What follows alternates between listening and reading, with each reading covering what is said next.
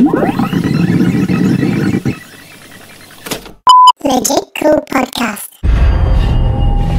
Ever since I was a child, people said my family was cursed. Mom tried to protect us with God. Pop tried to protect us with wrestling. He said if we were the toughest, the strongest, nothing had ever hurt us. I believed him. We all did. Morning. Pants tomorrow, please, David. Harry, I want you to join your brothers in the ring. Yes, sir. I love that.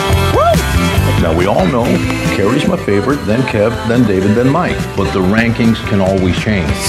What do you want in life, Kevin and Eric? More ribs? I want to be with my family. You know, be with my brothers. What do you like to do with your brothers?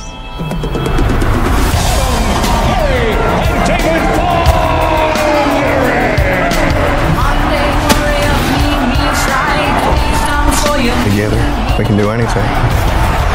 We're here to restore justice to the Wrestling Federation that our father built with his own two hands. The hands that will pass down to us. The hands that will deliver the Iron Claw to you. So what do you think? Like we're a lot. I love your family, Kevin. You gonna be an uncle? Yes, sir. Oh man, that makes me so happy. I'll talk to you about something, Mom. Dad's too tough on us. You gotta say something. Baby, that's what your brothers are for. Feel that? You feel that? That's pressure. You're pushing too hard. I'm fine, Kev. Seriously, I'm just sick. I'm scared, man. I'm out of control. That's a terrible accident. I should have stopped him. I need to think about my family. Your job is to wrestle. Live up to that deal or we are through. I told you to look out for him! I just love being out there with you guys. It's the only thing that matters to me. The Bonner will forever be the greatest family in the history of wrestling.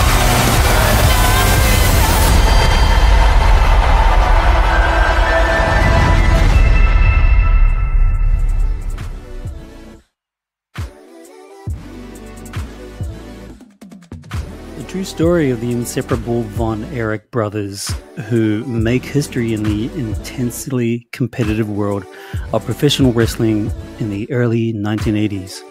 Through tragedy and triumph under the shadow of their domineering father and coach, the brothers seek larger-than-life immortality on the biggest stage in sports.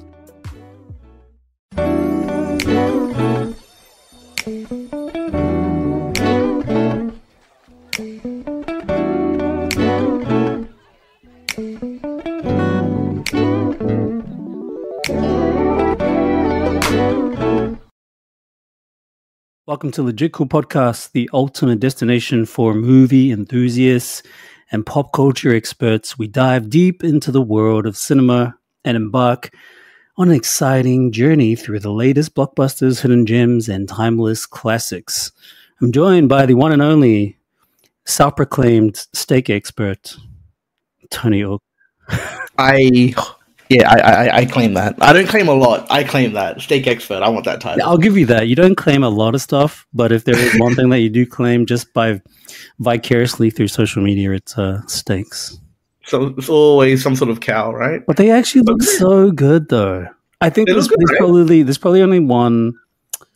I think I mentioned it too. It's like the one time where I saw you did a steak. I was like, "Oh, that looks overcooked. That looks a little bit too dry."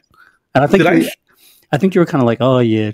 I think that one was a little bit over dry. I try to be honest with it. Like I will say, like, yeah, this wasn't that great. Like I don't want to lie and be one of those people that only show the best parts of life when it comes to social media. Yeah, there you go. You're an honest guy. You're an honest guy. But one thing I did want to mention, in that trailer that we just sort of like had at the start of this thing, I have an issue with trailers that give away too much of the plot. Yeah, that trailer, I've never actually seen that trailer before because I think I told you I went into this movie blind. And blind, just purely off my recommendation. Not even recommendation, it was a request. No, it wasn't a recommendation. I think you just reminded me that a movie called Iron Claw is coming out. And I'd seen Zac Efron's pictures, like posters and character images and stuff like that, stills of the film. So it didn't really pique my interest, but I was kind of like, oh, Zac Efron looks like a very different, out of the box type of character that he would normally play. So I was kind of interested, but when you mentioned mentioned that you wanted to see Iron Claw, I was like, you know what, I'm actually might go see it, because I didn't even know anything about it whatsoever until you told me that it was a sports movie, and you love your sports movies, or you like your I love my sports movies. You love your sports movies.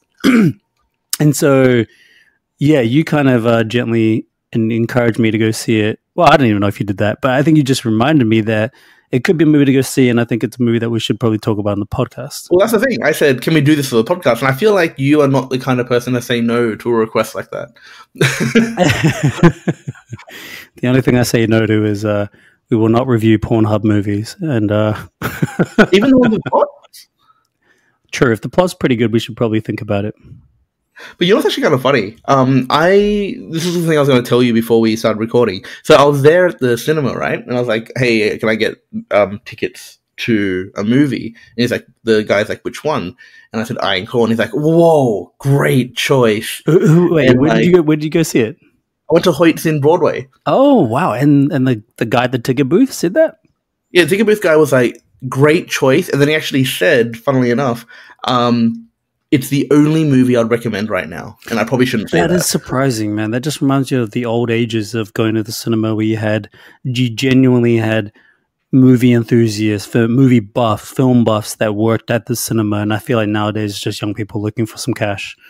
I feel like, yeah. I mean, he felt young, but at the same time, he knew what he was talking about. Because, I didn't really question it a whole lot. But then I looked at the list, and, it didn't look great. Like, Beekeeper, I don't know what that is.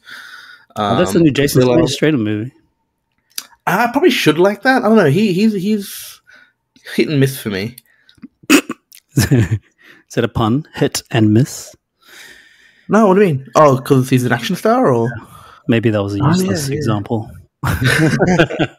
No, if you you got like the old action. He's not really an old action star yet, right? Like, he's still just considered a prime action star at this point. No, I think he's an old action star. I mean, if we when I say old, I think like the Liam Neeson, the Denzel Washington. Oh, okay. No, he's not that old, I guess, but he is. Yeah. He is coming up to I think he's maybe he's in his MLS years. You know what I mean? If for those for the listener, the football fanatics out there, I think he's in the MLS league. So he was English Premier League, League One, or La Liga, or something at some stage, but now he's at MLS.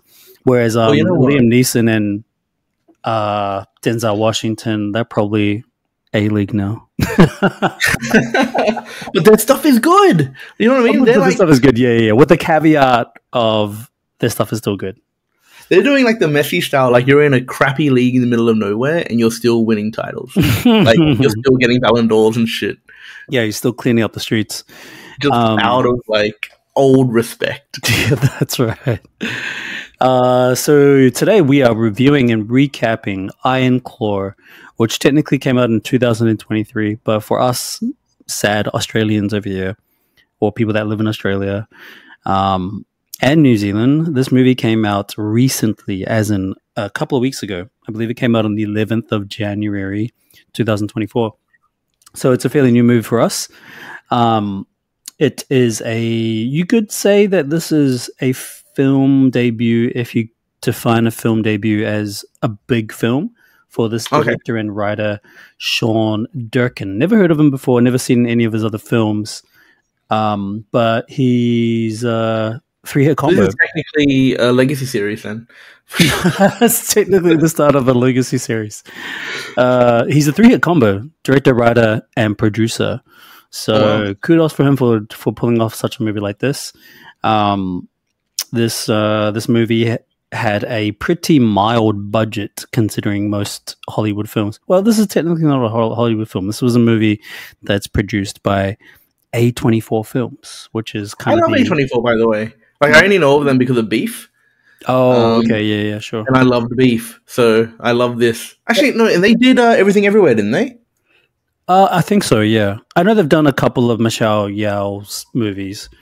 But A24 is, for all intents and purposes, is kind of the step up to art house films or art house production and independent films. Like you have film festival films, and then you have A24, and then you have Hollywood films. It's probably like the way that I would categorize it. Probably butchering that sentence for most people that are big film lovers, but I don't really care. Actually, no, I don't think they did everything everywhere, because I'm looking at their website and they don't talk about it at all, and that implies to me, like, you know, it won Best Picture, so... Maybe they just didn't like it. No. Yeah, so this movie, Iron Claw, stars Zac Efron, Jeremy Allen White, the Great Bear, is how he's getting nicknamed these days. You would know that if you've seen The Bear. I've seen Bear. I've seen season 1, and I've seen season 1 as well. I got a quarter of the way through season 2, and then Jermaine's Disney account expired. Shout out to Jermaine with the expired Disney account. Hey, you can just use mine if you want. I've got I can fit you in amongst like all the other people that are on my account. I would love that. We're missing Disney. I want to finish Bear. I actually love Bear because, you know, I love food and I love drama, so it kind of works both ways. Yeah, exactly. Jeremy Allen White, Harris Dickinson, Maura Tierney, Holt McCallany, Grady Wilson, Valentine Newcomer, and there's plenty of other cast members in there that I've mentioned as well. I mean, Grady Wilson and Valentine Newcomer are young Kevin and young David. You see him for like five minutes, right? So yeah. I don't know how they made the podcast, but congratulations on them for making it to the Legit Cool podcast. I'm surprised that Lily James isn't on this list. Okay. Lily James is counted as, and many more. Actually, Lily James, she's one of the main characters. She's one of the main characters, right? Like, she's the wife, or the girlfriend that's soon to become wife. Spoilers, by the way, spoilers. Well, you're in a recap. You're in a review and recap.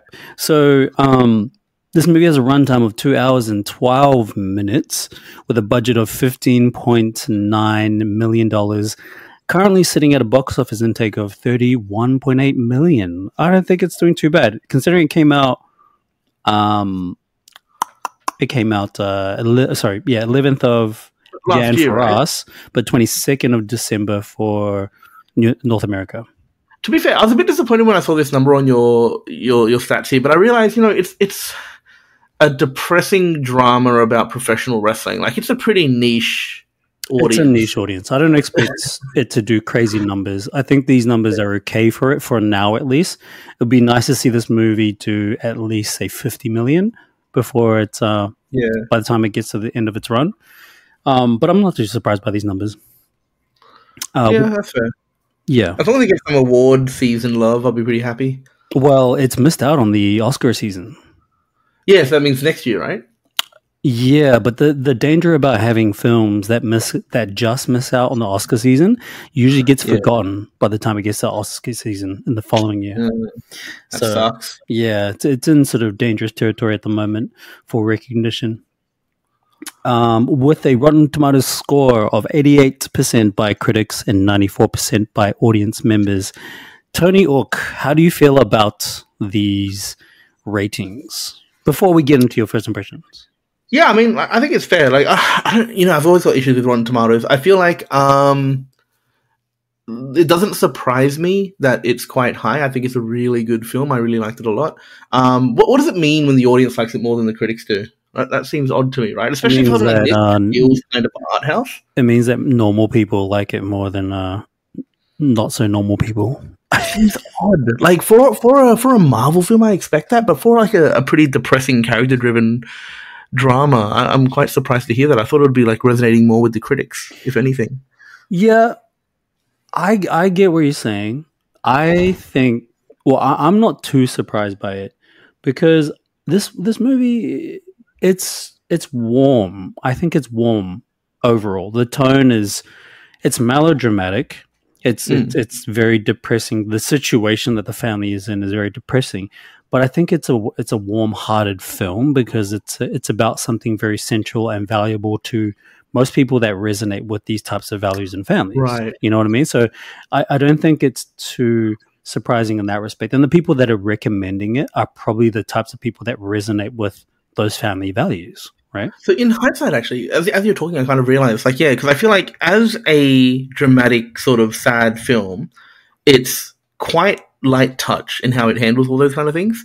And I feel like maybe the critics wanted more from that, and I can see them disliking it a little bit more. Because it's like, it deals with tough topics, but it doesn't really show the depth of those really dark topics, in my opinion, at least. That's right. That's right. But before we get into some impressions, I just wanted to, for those of you, I actually haven't done this in a while in most of the episodes, but for those of you, if you're brand new into the podcast, thank you and welcome to the coolest. Is it the coolest? I don't know. I think we're just the only ones that say that. You But have to say we'll it, say it. right? We'll say it. Let's own it. Even just as much as like how you're self-proclaimed good steak cooker. Yeah. We are the coolest movie podcast on the planet. Welcome to the podcast, and we review and recap. And a review and recap is basically us nerding and sweating out on the details and the intricacies of films. And as I said before in the intro, we dive deep into the exciting journey of latest blockbusters, hidden gems, and timeless classics. Do you think a movie like this is going to go down as a timeless classic or a hidden gem or a blockbuster? Or is there a category that isn't mentioned in the intro that this movie doesn't fit under? I reckon like hidden gem, maybe because I have a lot of comparisons from this to a film like The Wrestler. You know, what's that? Mickey Rourke. Mickey Rourke. The Wrestler was directed by what's his name? I forget his name. Someone big though, right? Who? Someone big, I think. Yeah, the director. big director. I know Darren Aronofsky. Darren Aronofsky. Yeah, that guy. He's a bit of a weird director as well, but. So that was a 98% on Rotten Tomatoes. So I feel like this is very similar to that. Just like sort of a depressing real life story. I think people will grow to appreciate its performances over time. Yeah, and I would probably agree with the hidden gems sentiment. And from memory, I think I enjoy this movie more than The Wrestler. From memory, I haven't seen The Wrestler since it came out, so maybe it's not a well qualified statement. If I'm to be completely honest, maybe it's it's hard to say. I feel like The Wrestler is a more powerful film, but it's got a protagonist. So this one has the benefit where the protagonist is someone that you genuinely like, and they more or less do good decisions, and they're affected by the circumstances around them. Whereas I feel like in The Wrestler, the protagonist is actually someone who is constantly ruining their own lives. Which is difficult to watch and difficult to enjoy, but I feel like, again, it's kind of like a more powerful thing to view. It feels more like an art house film. It sounds like you got a vivid memory of The Wrestler, though. I'm looking back at it now, just as we're talking. I've got it on my screen here. Yeah. But I do remember the plot somewhat well. Okay. Yeah. I actually don't even remember anything of it, to be honest with you. So I should probably take back what I said before. And when did that movie come out? Was it mid 2000s? The Wrestler? I think so. Yeah. Yeah. So that was a long time ago. That was coming. I wasn't even ripe in my sort of movie going experiences as far as how I analyze films. I wasn't even near that sort of mature level of being close to critical for films. I just have always enjoyed them. Yeah, I just have always enjoyed film. I've got friends like that, and I find it weird, man. You'll go to watch a movie. This is shout out to anyone who does this. I don't get you, but you go to a movie and we'll watch it, and then we'll walk out of it, and they'll be like, I'll ask what do you think? And yeah, it was good. And I'm like, oh, what was your favorite bit? It's like, it was all pretty good. Yeah, and then pretty much 99% of the people that go see films. It's so weird, right? I find that strange. It's weird. I used to find it weird, but I used to find it weird in the sense of, why don't you want to talk about it? Why don't you want to talk about it the same way that I want to talk about it? Because if we're both agreeing that this movie was so cool, why don't we talk about it? Exactly. I always thought, the idea that a movie was a good first date option was purely based on the fact that you could talk about it afterwards. You have a topic ready to go. Sure. But there are people out there that just can't. They're just yeah, it was good. I enjoyed it. It's not this part or this performance or this plot line or this scene. Sure. It's just but people just don't see those things. People don't see films the same way that we see films. We see tons and tons of movies, and when you see tons and tons of movies, it becomes so much easier for us to talk about how a movie is good or how a movie is not so good, and where could it have improved, because you've got you've got tons of ammunition, both good, bad, and medium, or average, I should say, So we tend to have a better eye for it. Whereas most people that go see films, they're not looking for those things, even if it's subliminal, we subliminally look for these things because we enjoy certain aspects of films that people just don't see. And just to be clear, I don't feel comfortable saying like most people are like the other people, because I think people are going to get offended by that. Some people that I know are like that. You know who you are listening to this podcast. You know who you are. Yeah. But I want to say that like I'm better than most people, because that feels a bit. They're probably listening to this going, "Wow, Tony, you're gonna throw me under the bus like little." Well, no, the individual people that I think this about, like, sure, I don't mind them being offended, but I don't want people to think that we think we're better than the vast majority of people. I've come across like awkward moments in the past, when you go to talk about a certain film that you both vibe on, you both like really love, and you start talking about characters, you start nerding out, and then you notice that after their initial response to you nerding out, you just figured quickly, or maybe it's like too late by then, like, oh, he's not on the same kind of analytical mind frame right now. Care enough. Because the response might be like, that was cool, and then like that laser was big, man. It's like, oh yeah, cool, and you're kind of like, all right, I shouldn't continue because I guess it's hit a wall for this person. But anyway, I want to start with you. We digress. I want to start with you because you saw this first, and you saw this, what was it, over the weekend, right? Really? You want to start? Because I figured I cared about this more, so I thought you should go first. Oh, you want me to go first? I can go first. I don't mind. Because I went first for Princess Bride, right? Okay. That's fair. All right, let me go first. Okay, so my first impressions of this movie's shit. Don't see it. Don't believe the guy at Hoyt's or Event Cinema in George Street. And that place sucks anyway. Yeah, I really don't like that cinema because they've sort of upgraded maybe one or two cinemas, and I think the rest of them they've just left dilapidated. The seats are really bad. Well, really uncomfortable. So like some of the ones that they haven't upgraded, they've just got torn pillows all over it and shit. And there's like I don't know, 10-year-old ice cream stains and stuff. It's gross sitting in there. Anyway, okay, so back to my first impressions. My first impressions is that I like this movie. I like it a lot. I enjoyed the heartfelt moments, and there's a lot of heartfelt moments in this. I particularly enjoy the characters. But there's a big but, and I want to go into this when we get into the recap as well. Is I enjoy the characters because I enjoy the charisma and the chemistry that they share, that the brothers share. I really believe that chemistry. I really believe the family dynamic. Like I feel like Holt what's his name? Holt McClaney. Fritz, the father. The father, sort of Hitler figure father. not more or less, right? Well, I mean, he's not that Hitler. He's not that evil. I mean, he's kind of a heart. His character. Anyway, actually, he's a harsh father. Not your sort of typical father, but very much of a father of that kind of time period. Maybe a little bit later for that time period. I think a lot of those fathers were kind of like that during the baby boomer era. Sort of 1960s, 1970s, and less in the 1980s. Anyway, I believe him as a father. I believe Mora. Is it Mora? Maura. I don't know. I can never know how to pronounce her name. What are these balloons in the background? I don't know how that happened. What the heck? I've never seen that before. Anyway, that was random. Maura Tierney.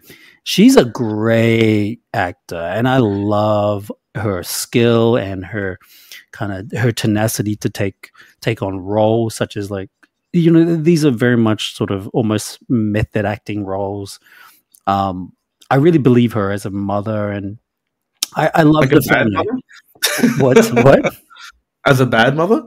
Well, That's what she's trying to portray here, right? Not a perfect mother. I mean, I don't think this family's perfect by any means of the imagination. But if there's any perfection to be criticized, or if there's any perfection to be seen in the family, it's the fact that they genuinely love each other, and I really felt that in this movie. It's true. I do love the cinematography. I don't know who the cinematographer is, but I really liked the sort of muted, saturated tones. You know, there's some colors in there, but it's a little bit muted. It's not oversaturated, not bright colors. And I think it's the right tone, the right type of photography that you needed for this type of film. Usually these types of films, they can be pretty cold in its color grading and its tone. But this wasn't. It was kind of encouraging that cold feel, that cold environment because of the state of affairs within the family. But it didn't quite go to that, which is something that I really appreciated artistically. That's what I really appreciated. Like, they're in Texas, right? So you wanted to like sort of make it muted so it's still a bit sad, but then also have that Texan feel. Exactly. And I think if it was straight up cold, then you'd probably be trying to depict an area that's more north rather than south.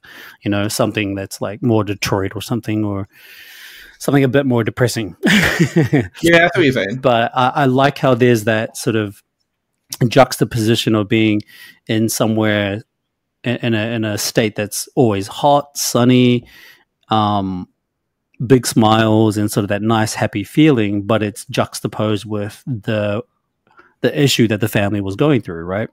So I thought that was really, really cool, and I appreciated that. As far as the storytelling goes, I enjoy the storytelling, but I think, I don't know the case for this, but this is just from what I observe in the film, is that I feel that there is a lot of missing points to the story that I really would have wanted. And you probably know more about this because it sounds like you know the story very well. But even as someone that doesn't know the story very well, there were so many moments in the movie where it just switched and went to a next part of their time of wrestlers / retired or injured wrestlers or something. And I'm kind of thinking, wait, there's such a gap there. I want to know what happened between these years, because I think these years were crucial, especially with Kevin having to go through all of that, going through all the family trauma, going through a young relationship, and then eventually getting married, having a baby. There were so many things that were just missed out there that I really would have wanted to see. And and I sort of figured that the convoluted impression that I get from this movie comes from me having so many questions about like so many questions left after the movie finished. I was like, but I want to know this, and I want to know this, and I want to know, I want to know what happened to like the kids at this point, and how did the character, our main protagonist, who's a great actor by the way, awesome performance. Yeah. I want to know how he went from this point, developing that inner conflict and that inner battle that he was experiencing with losing his brothers and trying to get back into the career. There was just so many of those things missing, and I would have really loved to see that.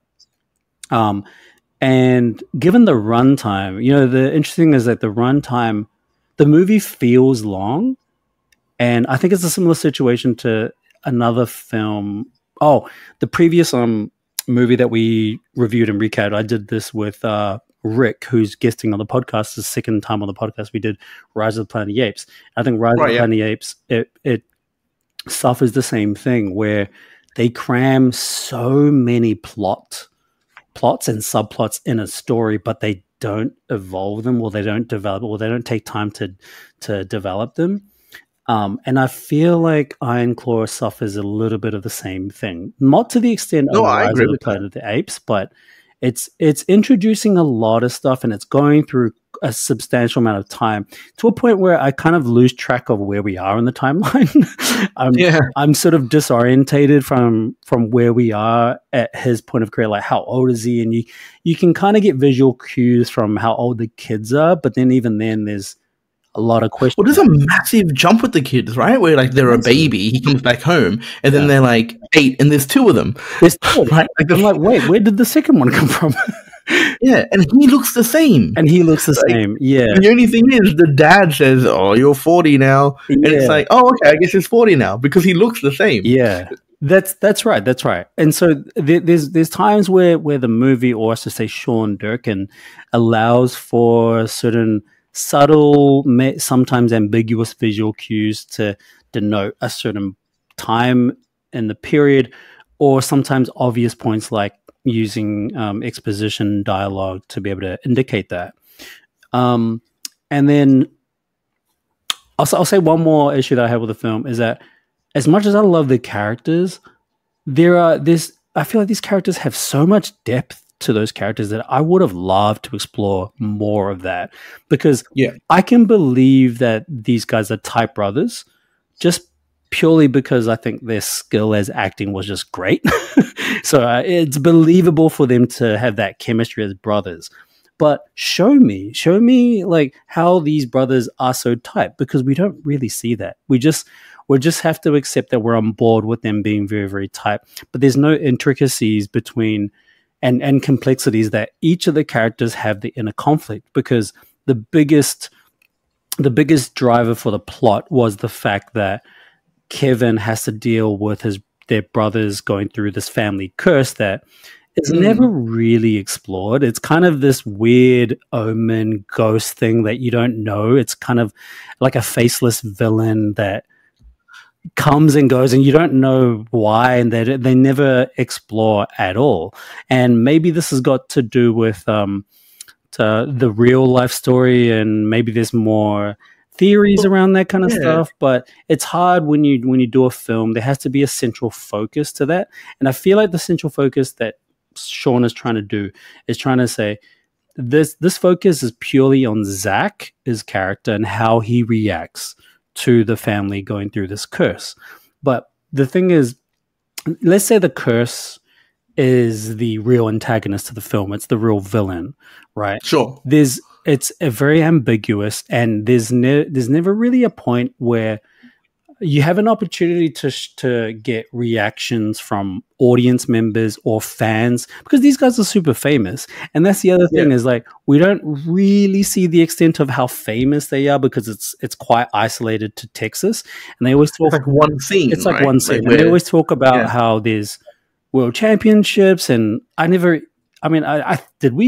think we do get it to a point where he fights for the world championship bout, but it doesn't feel like he's fighting in the world championship bout. It's like the audience is not very involved, the fans are not very involved, and so my issue with that is that if you have such a tragedy, like let's say it's just cancer and everybody identifies as cancer, if you have such a tragedy, then we need to see our protagonists and our superstars. These guys are effectively wrestling superstars, right?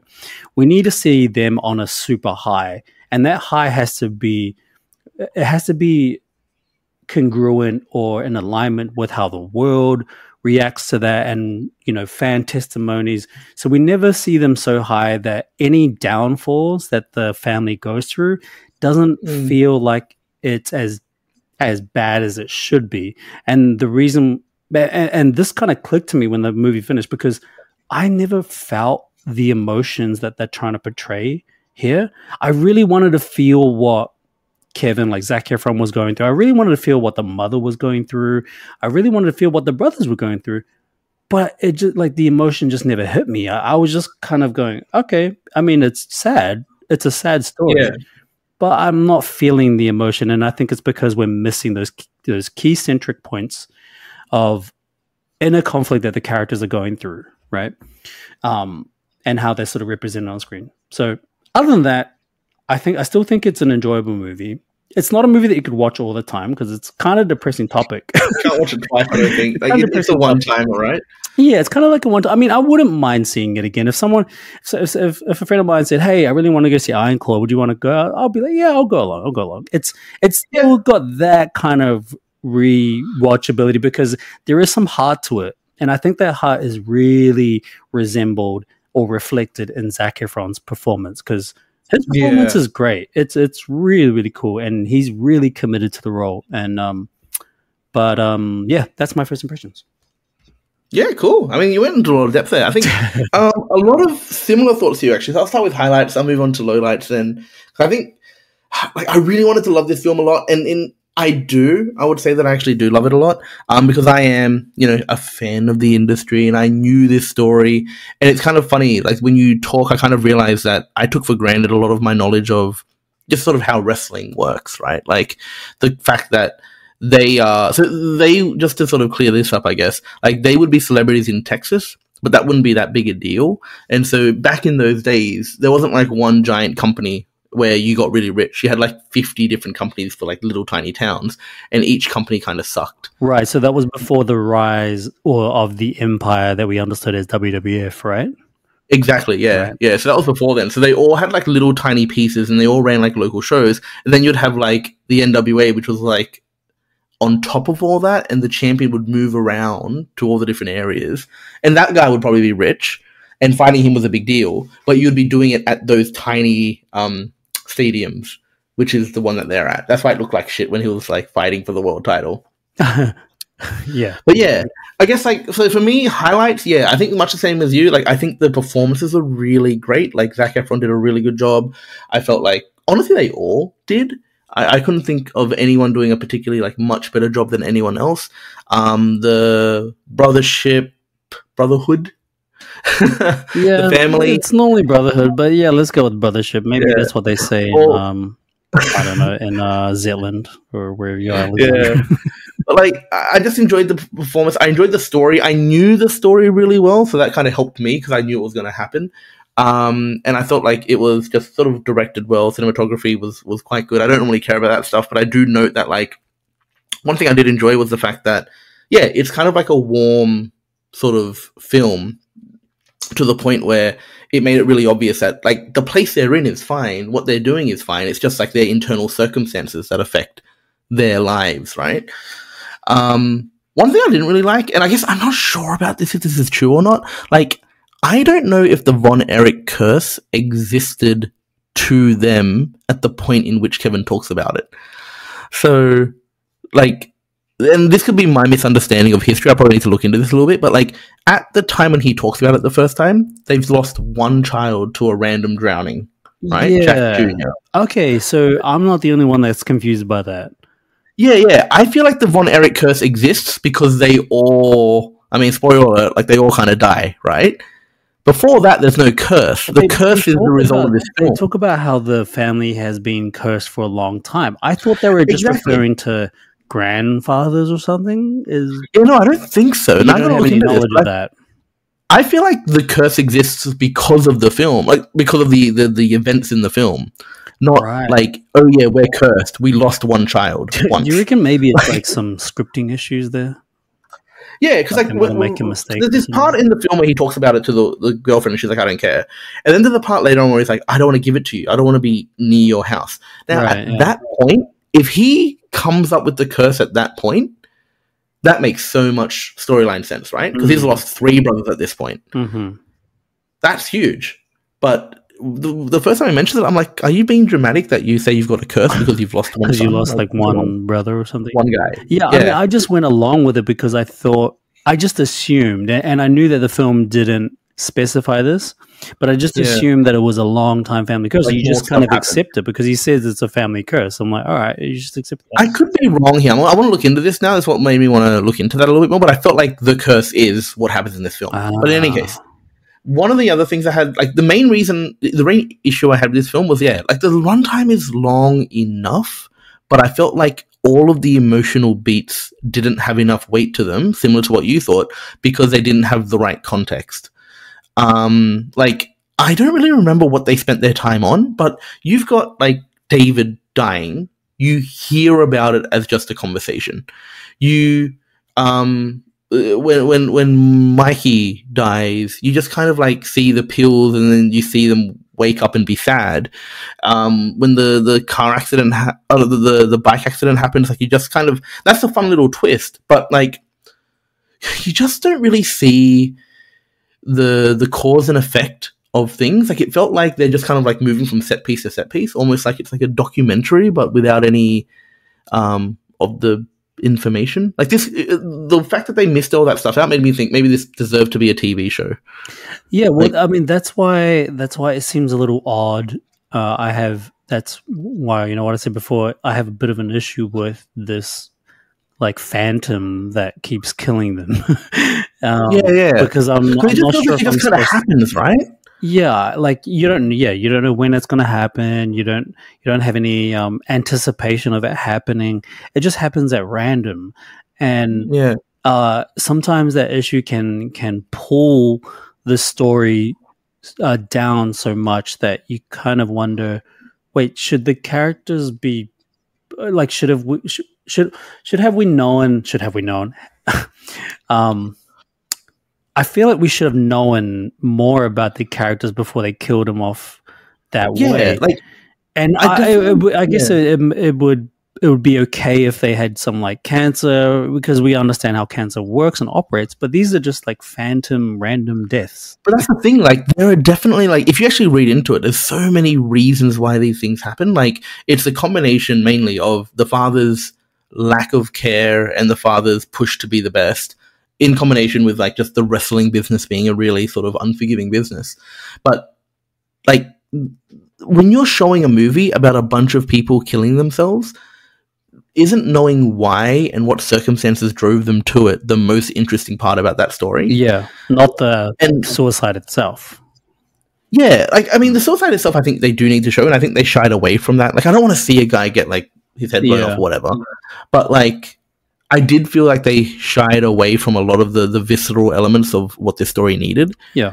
But in addition to that, though, no, the context behind why they did what they did was really important. Like, I think Mikey, you got a really good sense of why he did it, and that was probably the most like emotionally powerful death. I thought, like, David dies off screen. Like, it's just. Yeah, he does on screen. Yeah, I mean, there's the lead up to it, and I think he probably had the most. Even though I still think his character was underdeveloped, and we didn't get a sense of that and a conflict in what he's really going through, that's going to drive him to commit suicide. But he's. Oh no, David doesn't commit suicide. Sorry, David's the first. Sorry. I'm talking about Mikey. Oh yeah. You know, we see the lead up and sort of that walk to darkness, so to speak. Yeah, I feel like that scene is like. Oh, okay. Sorry, I cut you off. What were you gonna say? No, I was just gonna say that even that in and of itself, we saw the most development, quote unquote development, for that. But even then, it wasn't enough. You know. See, I felt like that was just enough in comparison to the other ones. But in an ideal world, that would have more, and then everything else would have a lot more. Like, I would love to have seen David burning the candle at both ends and struggling and partying and getting sick and then dying. Like, yeah. Or Kerry going through getting fired and having him realize that like he'll never live up to what his father wanted. Sure. And then, like, you know, you just don't get these things, and these things just kind of happen. Yeah, and that's the thing that kills me. They're kind of abrupt, and I'm like, what? What? Wait, they're dying? And you kind of hit it on the head as well when you said like the curse is like this mystery antagonist, and it really should be the father, and it really should be the wrestling industry. Yeah, like that's a good. The father.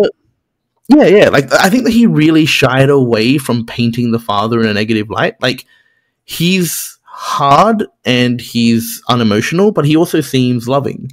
And like, maybe it's like it'd be, you know, trite to paint him in a bad way, because I actually don't know what it was like in real life. But by the end, Kevin blames the father. Like, he blames the father for everything, and that scene doesn't hit hard because of the 2 hours you've seen so far, he hasn't been that bad. Yeah, well, that's what I was thinking. That's what I was saying, and this was what I was thinking while I was watching the movie. I was thinking, okay, we're about an hour and a half in. This movie, the content feels like it's supposed to be quite dangerous, but the movie's playing safe ball right now. Yeah, I feel like all the characters are too safe, especially the father. The father's been painted as. He's supposed to be this like super mean anarchist of a father that's very, very hard on their kids, but he just felt too safe. You know, he's honestly quite supportive. Like, he's very one-track minded, but he feels pretty supportive. Yeah, yeah, exactly. Like, I love you, sons, and then he goes and sounds like, you helped David get to where he is today. Keep going. It's going to be great. And I'm just like, look, if he was like that, then he's not the antagonist and you need a different one, right? Yeah. But you can't have no antagonist. You can't have these people's lives fall apart for no reason. Yeah. That's kind of what it feels like. Yeah, that's exactly what it feels like. They just kind of die randomly. Yeah. But anyway, those are my thoughts. All right. Okay. Well, those are our first impressions and review of the film itself, now we're going to get into our favorite part of the podcast, and that is the recap. Are you ready to get into this? Yeah, are you gonna play the sound or? The sound doesn't work, so we'll make up some random sounds. Whoosh, whoosh, I did a whoosh. whoosh, whoosh.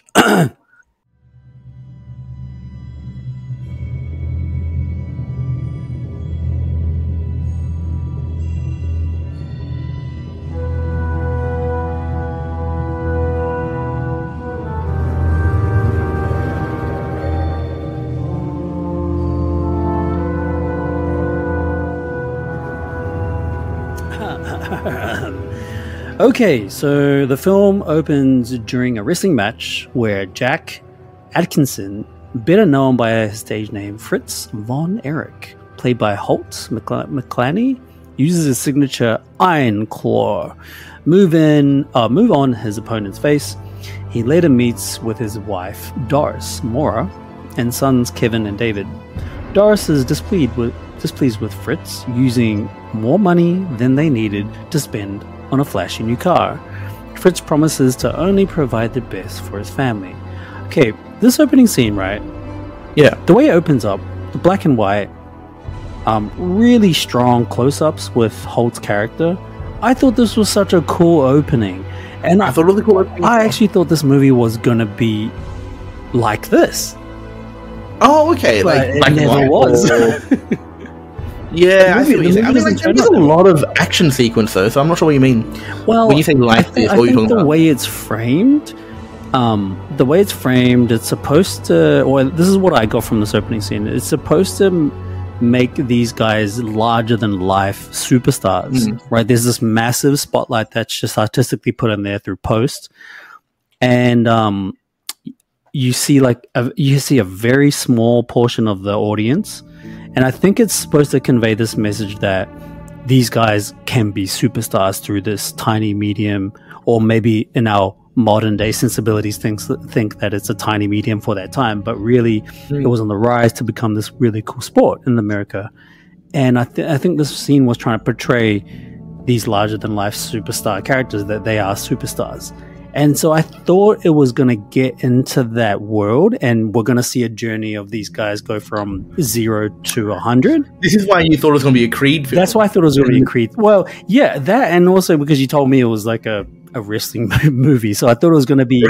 I thought it was going to do that sort of same Creed, like Zero to Hero. Yeah, Zero to Hero, rags to riches kind of thing. Death. Yeah, but this was like just about like family death and trauma. So I thought it was such a cool opening scene, and I, in some ways, I feel a little robbed because I feel like we got baited into something that never happened, because we don't even revisit this type of scene at all in the film. We do at the end.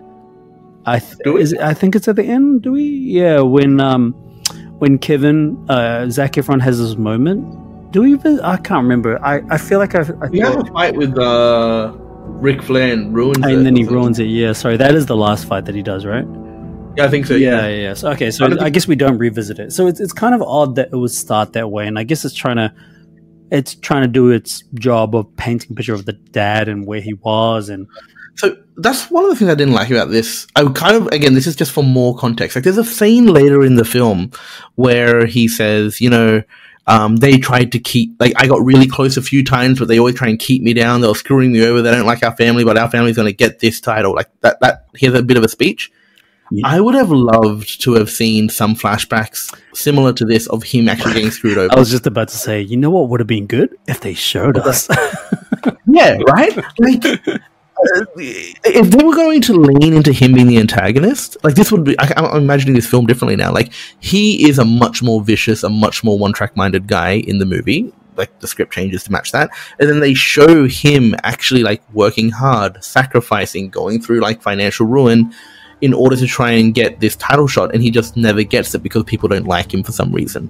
Like, that would, one, create an antagonist, and two, also give him a reason for being the way that he is. So it humanizes him as well. Right, and we don't actually see moments where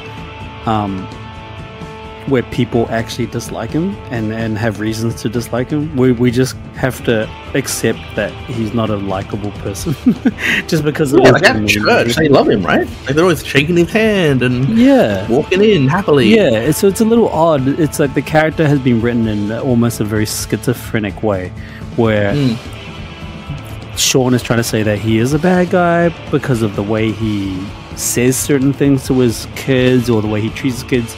But then at the same time, he's kind of loving and supporting, and he seems to be really nice to everybody at the church. It's it's quite odd, right? Can I blame the father only because of a lack of anyone else to blame? And I feel like there needs to be someone because it's a film. You need to have, if you're going to have a protagonist, you need to have an antagonist. Yeah. And so the film kind of wanders around wonders who the antagonist or the bad person is going to be in this film. So yeah, because I'm like you, I thought the father was going to be the villain of this, and the father was going to go through this cool arc where he eventually comes around, seeing his kids triumph, and victory and all that kind of stuff. Sort of like the Creed story, I guess, which is Rocky goes through a massive arc where he doesn't want to coach. You're thinking of Warrior. I think you're describing Warrior, where the father is the main central antagonist, but it's like the two brothers going on and becoming I guess similar to Warrior. Like I actually really like Warrior too, but it's very similar to Creed too. You remember, like Rocky goes through a point where he doesn't want to coach. He doesn't want to coach. All right, he dislikes the fact that he wants to coach, and he dislikes the fact that the son wants to, like, is pushing him to do it. But eventually he comes around to it, and he sees the reward in that sacrifice, right? So I guess I was sort of painting that picture, and I remember, like, there's been some great filmmakers that have already set the system for these types of films, right? And so it's bizarre to me that a guy like this, who's hasn't done many films, and this is his biggest film to date, that he wouldn't learn from that. And you know what? Look, it's art, right? People want to be artistic; they want to have their own interpretation. That's cool, but I think you should always learn from successful stories. I think you should also learn from successful directors that have done it very, very well in the past. And you can still have your own spin on it, right? You can still turn it into something great. It's just frustrating because the source material is there and it's very rich. That was disappointing for me. Yeah. Because it's there. He doesn't have to make it up. Yeah, that's true. But anyway, sorry. Anyway, moving on to the next part of the plot. Years later, Kevin, aka Zac Efron, is following in his father's footsteps to enter the wrestling world. Fritz expresses favoritism towards his son, Kerry, since he is a prospective Olympian. David, who is the other... David, who is the other brother, played by Harris Dickinson, also wrestles, while Fritz is trying to get youngest son Mikey, Stanley Simmons, into the sport, despite his preference for music. Kevin tells Doris that Fritz is too hard on Mike, but she dismisses his claims. This scene at the table where they're having breakfast, is it David? I think it's David. He walks into the kitchen, it's like, put on... No, it's Kevin that walks in. David's already... Oh, no, you're right. David's got no pants. Yeah, David's got no pants, and then the mum says, David, pants. They sit down, and I like this scene because it's very endearing. Because you see these family moments are powerful. I think that they're important for demonstrating that chemistry between the family members. And I like the jokes. Like, I actually found some of this movie quite funny. The dad, he says, we all know that my favorite son is David. He's joking. I mean, he's kind of serious, and that's that kind of... I don't think he's joking. That's the thing. I don't think he's joking, is he? Yeah. He explains he's joking, like, you can all move up and down. Yeah. But it's sort of directed in a way that it's supposed to be a little bit of a sort of joke, like a lighthearted joke. I didn't take it that way. I kind of thought that this was like very character building for the father. Again, this is why I thought he was the antagonist, because he's like a very focused person, very focused on masculinity, being the best, being the strongest, being the fastest. And the idea that he would rank his children based on that, sort of played into that mindset I had for him. But I don't know. Yeah, I mean, I think everything you're saying is true. But I think it was trying to make a lighthearted scene, so make something very serious a little bit sort of lighthearted, a little bit comedic. because I laughed and everybody else in the cinema laughed. Wait, was yours popular? Because mine, I had no one in my cinema. Like it was like 2 other people. No, it wasn't Oh, that's packed. like 4 It other wasn't people. packed. I'd say it was probably maybe 30% packed. That's good. Is it? Cheap Tuesday, I guess. Yeah, it's a cheap Tuesday, and it's at the Ritz Cinema, and I feel like that's where all the hardcore film people like to go. Oh, okay, you didn't go to one of the mainstreams. Yeah, not the mainstream cinemas.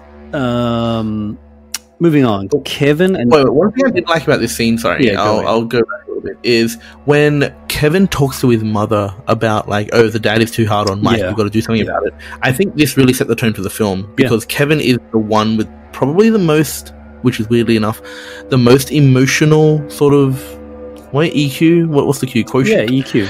Yeah. Yeah, He has like the most he EQ. is aware of like the brothers, and he actually cares for them and just wants them to be happy. He's not actually buying into the father's drive of like you got to be the best. Well, he's then in also- a way, in some sense, he's the surrogate father for his brothers. Yeah, I can see that too. Yeah, right. Like he kind of does that. He wants to protect them, whereas the father wants them to be the best. And it's like they're kind of in conflict, but kind of not, because he's doing it too, right? He's still trying to impress his father at this point of the film. Yeah. But another thing is that like the mother, she just like dismisses it straight away. She's like, "Well, you got to talk to your dad about that." Yeah. And it showcases the fact that like he's kind of emotionally stunted. Like when you see him talk to Pam in the future, he doesn't even know how to talk to a woman, right? It kind of, I got the sense that like she just was not really present for her kids. Right. Yeah. Yeah, that's totally true. I was going to say something, but I lost my train of thought. I was thinking about the father in this situation, but anyway, I lost my train of thought. I'll just move on. Yep. Kevin and David enter a tag team match against Bruiser Brody, played by Kazi Louis Carregano. I think So, yeah, okay. Carregano. Whatever. It sounds like I just said like a pasta word or something. Yeah. And Gino Hernandez, played by Ryan Nemeth. At the Hi, Ryan Nemeth, by the way, real wrestler. Oh, cool. Very similar to Somewhat Creed. popular. Very similar to Creed. Remember, in the first Creed, they got a lot of pro boxers. Yeah. At the Sportatorium. Is that how you say it? Yeah, Sportatorium. Both brothers put in the effort, with David utilizing the Iron Claw on his opponent. After the match, Kevin is approached by a young woman named Pam, aka Lily James. Hey, is Lily James, she Aussie? Or no, am I making that up? So. I don't know enough about Lily James. Wait, is Lily James the one from Scream? No. I can't. I also don't know enough about Scream. Okay. I'm butchering this. People listening to this podcast must be thinking, these guys aren't movie people. They just went on about how they're so much better than everyone. Pam, aka Lily James, who is interested in him and gets him to ask her out. They go out for a meal where Kevin tells Pam about the supposed curse in his family. He talks about the original oldest Von Erich brother, Jack Jr., who died when he was 6. Pam gets closer to Kevin's side to comfort him. Okay, so I like the character building here. I like the conversation and the dialogue that they start building together on their first date. It shows us that Kevin, let's say Kevin is the real representation of the family. It shows us that Kevin's not a very bright guy, and I don't think intelligence runs clean in the family either. I think it's all like, brawn over brains type of family, and probably makes sense. They've sort of raised like that by their father, and I think the dialogue between Pam and Kevin really depicts that. And when they sit down and have their first date, you see more of that. I'm going to keep coming to that word, charming. I'm going to keep beating that word quite a bit. But Zac Efron's approach to this character and this character alone, I don't know if it's like if that's what the real character was like in real life, but he's a very, very charming and endearing and respectable guy. He's a very safe character, and I think all these two scenes and the diner scene, their first date particularly, really depicts that. But then my only critique for this type of scene, and maybe this is like most dialogue sequences, it's a little boring. I'm not complaining too much. I'm not complaining too much about it not being boring, but there is sort of an element of like, well, these dialogue scenes, they're a bit boring. I mean, they're developing the character of a guy who's kind of boring, right? Yeah, kind of boring. But you know, good writers. Kind of his character trait in a way, right? Like he can't talk on the microphone. True. He can't really talk well with others. True, he can't talk. But you know, like great writers in films are always able to make the most of anything. Really, you know, some of the best films out there are like very little dialogue. that's just directing and writing. That's the thing, like it's a long scene to talk about like a curse that doesn't really make sense. Yeah. So, a long scene, like they kind of just talk and it doesn't really lead anywhere, and it's like you're left with more questions at the end of that scene than anything, and that's why, and I think the energy in these scenes, they just feel a little flat. And I'm not saying that their performances are flat. I just think the delivery and the dialogue itself that they're given as characters, they're just a little flat. Yeah. It felt very like kind of by the numbers in a way, right? Like she asks him some questions, and then like, you know, when she comes over and hugs him, it just kind of felt it's hard to explain. Like he's hard to talk to, and that makes sense. That builds his character up. But then you're having these long, slow conversations, and then she just comes over and she hugs him, and then the scene ends. And I'm just like, what am I meant to take away from that? I don't really know. Yeah, I mean, it's supposed to show us that she's someone that really likes him, and she's got a very, very big heart. She's very emotional. You know, she's got that sort of nurturing, that mother nurturing aspect to her, which I think that was the whole point of it, so that we see her as we believe that she can be a very... We just see her as a great person all the entire time, right? Yeah, like, yeah.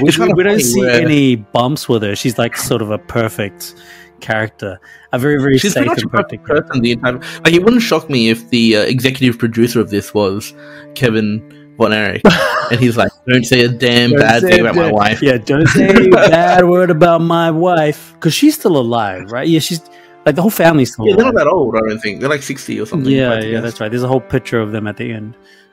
Yeah. So it's weird. Like, there's so many of these types of scenes, though, where they're talking, but I'm not sure what I'm supposed to get away from. Oh, really? I don't know if there's a lot of them. Like, for me, I think I felt like this was the only one, but I'm sure as we get through the recap, there'll be more that show up. Yeah. Kevin and David later compete against Harley Race. Kevin Atten, or aka Kevin Anton. Why did I say Atten? Anton. Yeah. Where Kevin receives a heavy thrashing and only wins because Harley is disqualified after throwing the ref out of the ring. Fritz shows disappointment toward Kevin, but pride toward David and his talents. Due to the 1980 Olympics boycott, Kerry's chances of being an Olympian are taken away.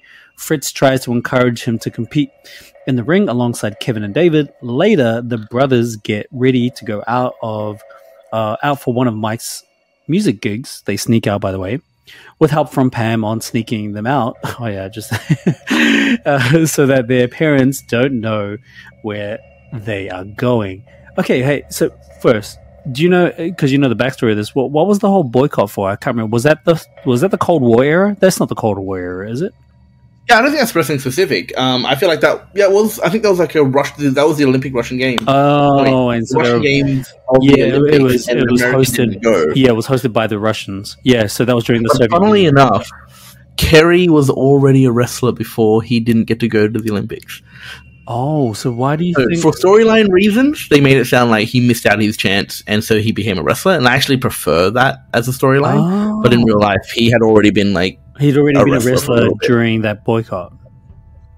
No, he'd been a wrestler before. Like, he was a wrestler and training for the Olympics, and then he had the boycott, and then he did wrestling full time. Oh, okay. Okay, interesting. So then, this would be a much better story if wrestling was deemed to be why he killed himself, but the movie leaves it unclear, so it's like not as powerful a story, in my opinion. No. I mean, the only thing that the movie is clear about is that they all die from this curse. That's the thing that they're clear about. That's the thing. Like, if you're going to make a change to the plot, and actually, I applaud this change. I think it's like sort of thematically better.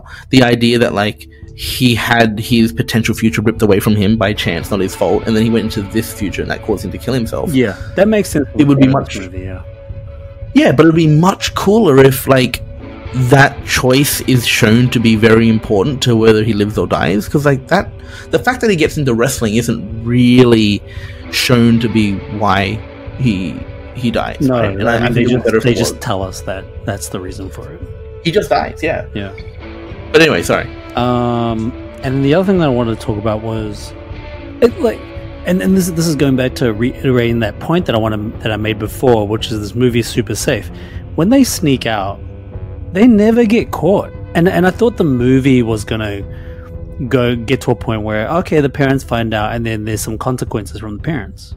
But oh, really? I didn't think so. I thought like I thought this was more of a brotherhood building scene than it was like a parental.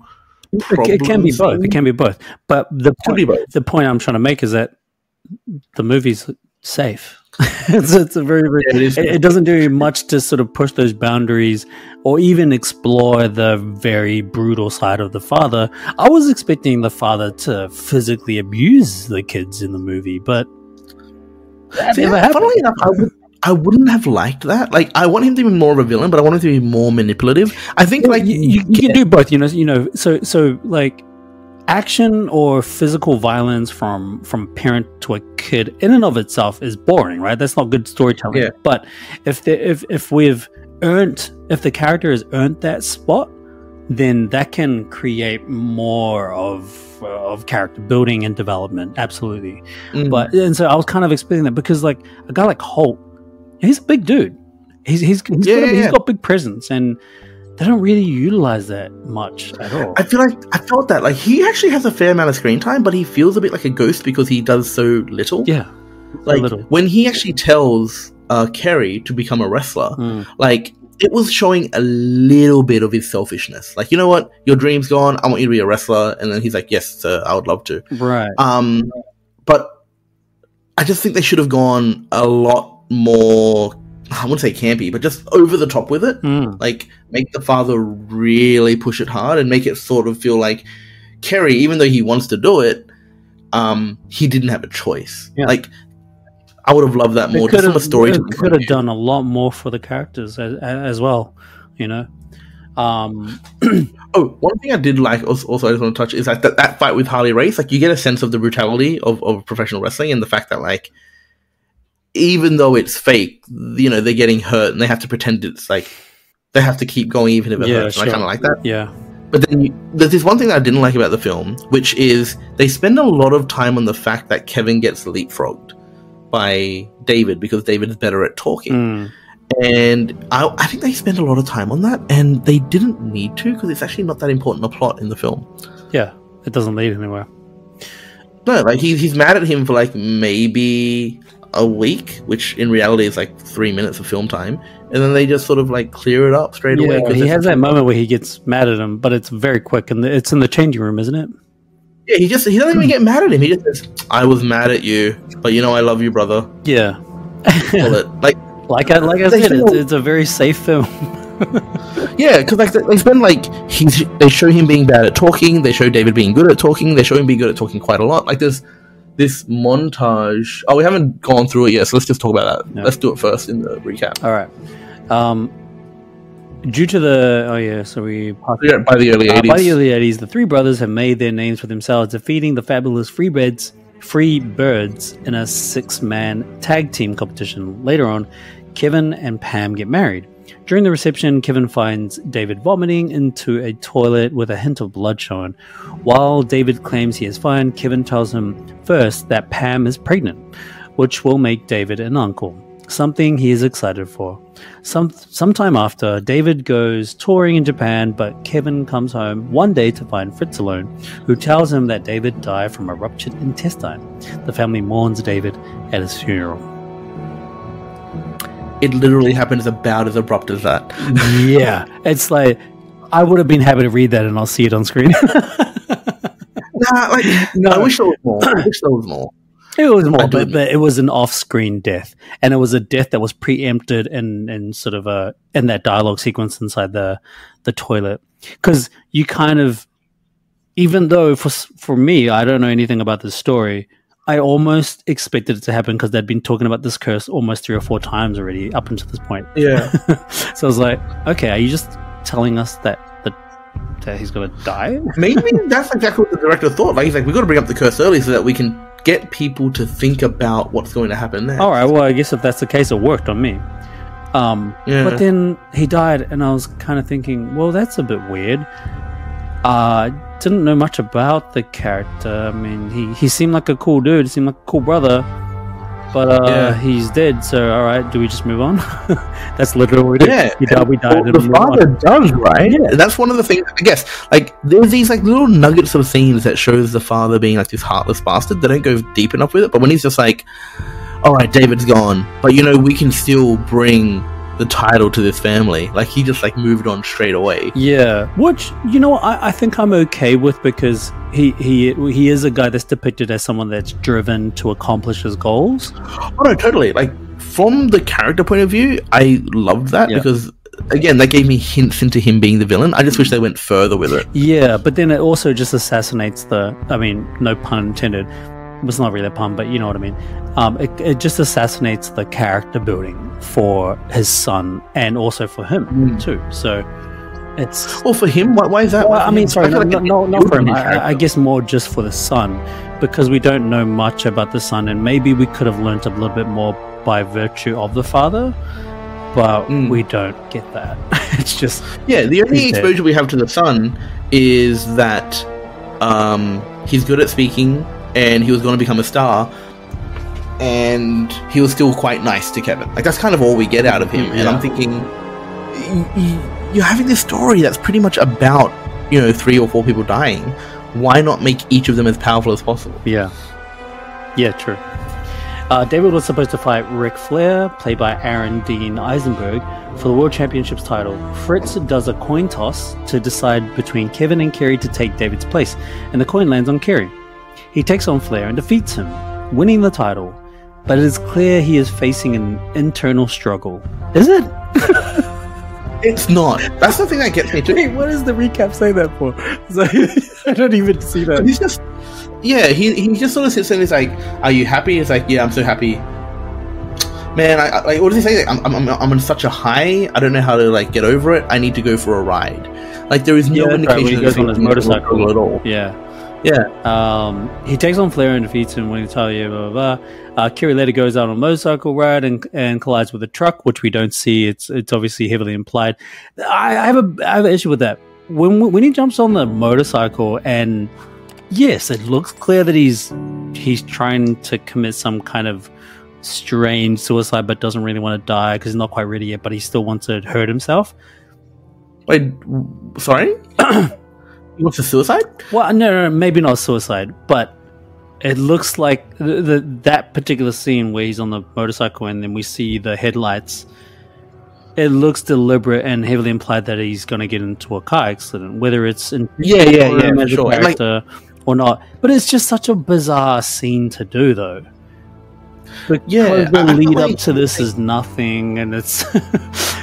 Yeah, like, is he, like, I think he's kind of under the influence. I don't know how badly. I don't know if he wants to go in front of the truck, that's or if not it's clear. accident. It's like, we don't see... Yeah, nothing's clear. Something that would have made that scene so much better and super efficient. All you need to do is spend 20 seconds of him doing a bunch of lines, getting drunk, super quick, snappy editing, and then get to the point where he's just like loose driving, and then you show the crash. Maybe don't show the details of the crash, but just show the crash. You have to say blood. You just have to say crash and like show the crash. Yeah, but, you can even like show it off to the side. Yeah, because he tried to do like a Shyamalan thing on this, right? Like, he wakes up and he has no foot. Suddenly. Yeah, you don't exactly. know what happened. Yeah, but even then, I had a big issue with that. I was like, wait, he lost a foot from that accident. I guess seven. You don't even realize an accident occurs. There's no crush noise. Yeah, he just wakes up. With crutches. And he's got a severed. I wouldn't think that came from a crash, and if it does, maybe show us how his foot got severed. A more believable thing would have just been him with like bruises everywhere, and maybe a broken arm or a broken leg. But that was like a clean cut, severe. They amputated the foot. Oh yeah. But he Wait, do they hits say the foot that? and then they amputate it. No, I only know that because I know the I story. didn't know don't- they don't amputated say it at the all. foot. I just Exactly. lost it through the crash. Well, he more or less does, right? Like, I guess so. But that's not what I was thinking. I was like, because that's the first thing, not the first thing that they focus on. We do see the bruise on his shoulder, and he gets on crutches. But they make a point of him not having a foot, and I'm like, wait, he doesn't have a foot? That's the thing. Like, they treat it like it's a twist, and it shouldn't have been a twist. No, like, it shouldn't have because been this, I thought they were going last to explain that later. That this is how he lost the foot, and maybe it was to do with drugs and blah blah blah, and I don't know. But it's just so bizarre that was. In hindsight, like, you don't know it's a crash. I knew it was a crash because, like, I knew that he lost his foot in a crash. Right. But as a person coming in blind, like, you would have been like, oh, what happened? Oh, he must have crashed. Oh, okay. Blah, blah. Like, you know, there's so many things that you're having to join together, which is pretty terrible. Yeah, it's very bizarre. I was like, what is this? Fritz makes Kevin start training a reluctant Mike to follow the footsteps during his match. Mike suffers a serious shoulder injury, and an ensuing toxic shock syndrome causes him to fall into a coma. I've never heard of that before as well, by the way.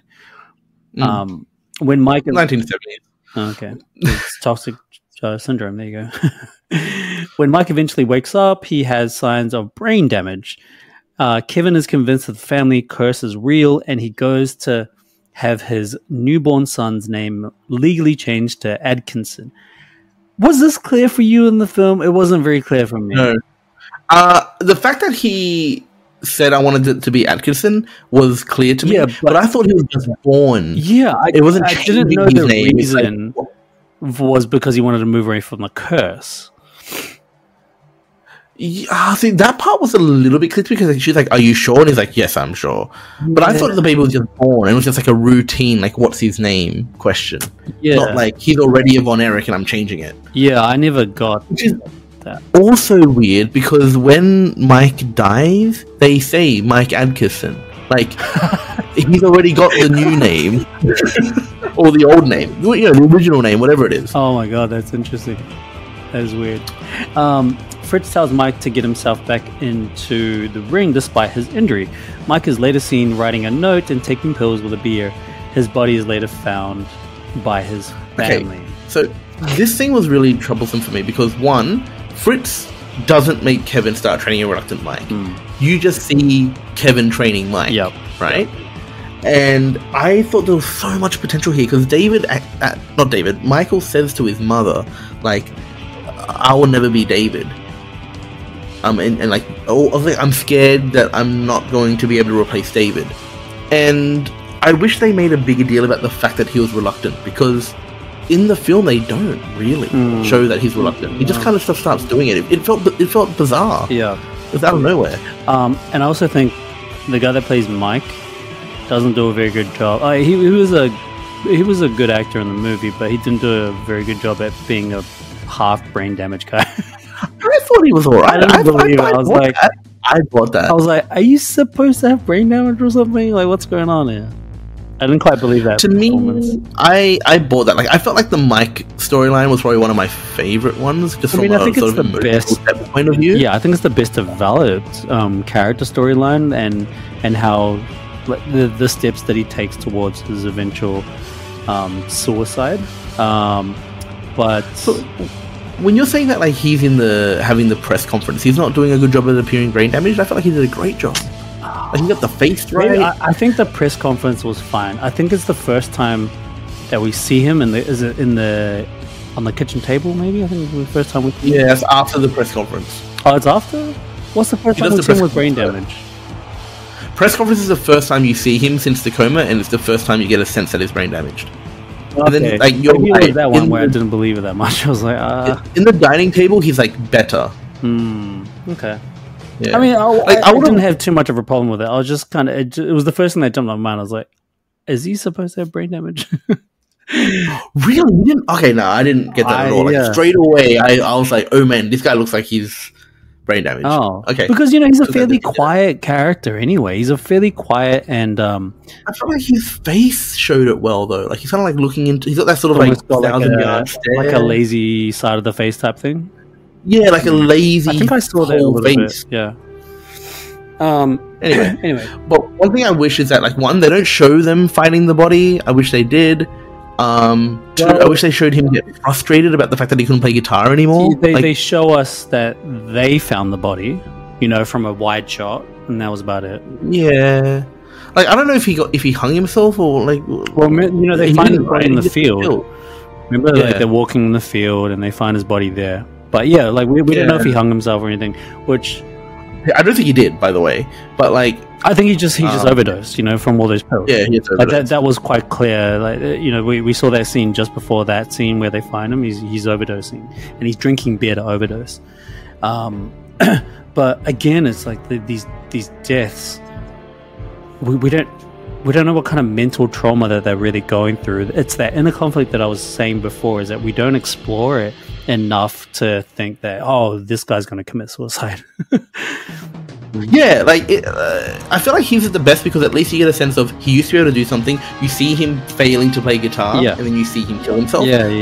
And he's trying to make a life for himself, you know, which is and he's trying to please his father at the same time. So we see a glimpse of that, but that's the best that we get out of all the characters.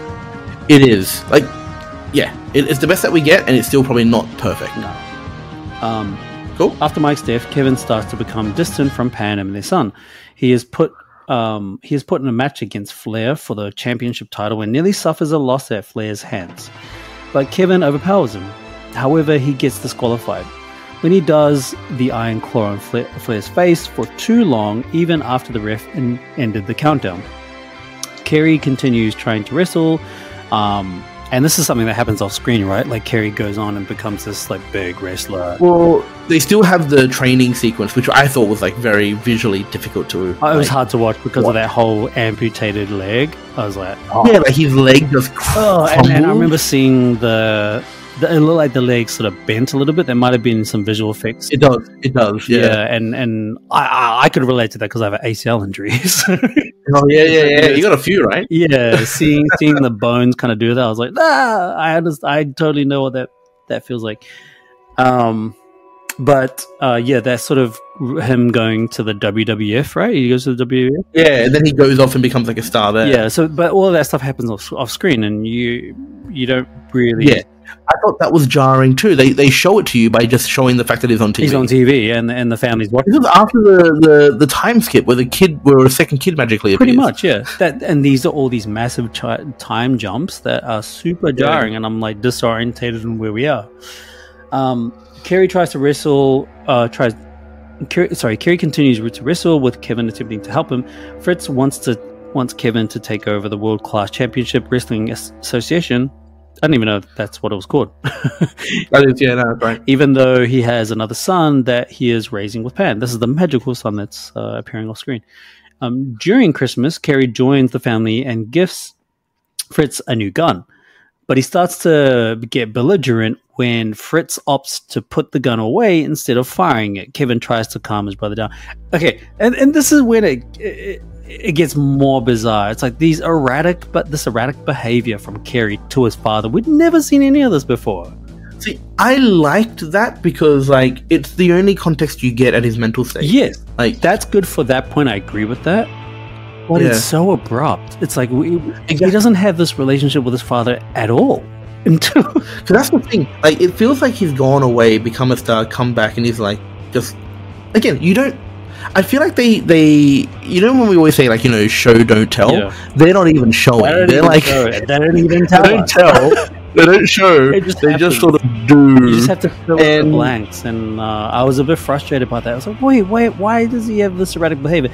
And of course, it's not that hard to figure out. It's like, okay, he's probably on drugs or something, and he's. Because he was doing drugs at the parties at the start of the film. Yeah, it's kind of like. But that's the easy thing to figure out. But we shouldn't have to do that when the film can show us some very smart scenes where he's going through a really, really rough road, and we're only really told that he's going through a rough road when he has that phone call with Kevin.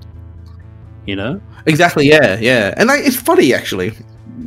I can think of another film that would explain it too much. I would be sitting here complaining that it's like too much. Oh, they're telling us too much. for the Kerry thing was actually done somewhat well. Like, you see him with this woman, he's got this awful personality, and then he's calling and he's like, what about Tonya? It's like, Tonya? I don't even know who, like, he doesn't know who Tonya is, right? Yeah. Again, I think they do a reasonable good job after the time skip with Kerry, but I think a lot of the beforehand I would have liked to have seen. Yeah, I agree. Sometime later, Kerry calls Kevin, talking to him about the family curse and his contemplating suicide. Kevin tries to locate Kerry and calls Fritz for help, but he is dismissive over his son's fears. Oh, actually, wait. I want to cut something a little. I find it weird that this recap seems to paint the wrestling as if it's real. Like, in the recap, it was like, he nearly lost against Flair, but then he overpowered him. It's kind of like, no, it's still fake. Yeah. Like, isn't it kind of funny how, like, he goes out of his way to, like, attack Flair because he's just so angry about... and this is the kind of thing, like, he gets so angry at wrestling as a concept, I think, that he's taking that anger out on Ric Flair. And then he, like, breaks the rules and he gets disqualified. And the ref's like, what are you doing? Like, this is a show... You're forcing me to disqualify you because it's going to be like too hard to explain to the fan. Yeah. And then Ric Flair comes in the back and he's like, man, I'll give you a rematch. That was great. The people loved it. Yeah. They thought like you were crazy. And that was Richard ways of saying, oh yeah, this whole thing's fake. It's kind of staged, so they kind of all in on it.